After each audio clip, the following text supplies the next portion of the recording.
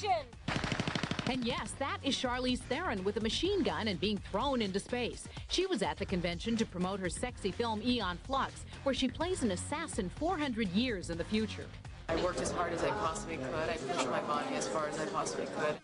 And why her skin-tight costume couldn't be any sexier. Well, you know, certain things must be hidden.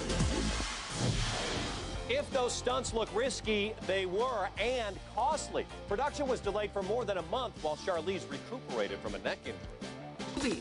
Charlize Theron unveiled her futuristic action pick, Aeon Flux. There was no way that I could wear what she wears in the cartoon. Charlize Theron is back in action and talking about a dangerous stunt that went horribly wrong.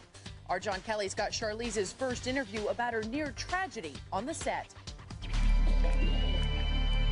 With a wild new do and a sexy skin-tight suit, Charlize Theron's waging war against an evil regime, and extras got your first look at her new sci-fi thriller, Aeon Flux.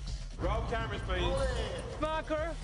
Based on the MTV cartoon, the futuristic film was featured at the big comic book convention down in San Diego called Comic-Con, where I hung out with the stunning Oscar winner, catching her by surprise.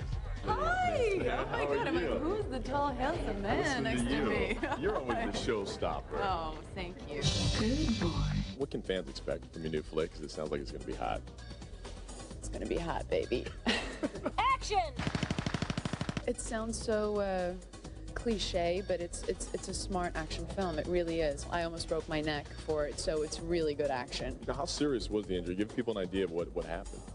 Well, I slipped doing a back handspring, and I landed with all of my body weight on my neck, and I herniated a disc. The freak accident that made headlines around the world happened while on location in Germany, and just 10 days into shooting, production ground to a halt.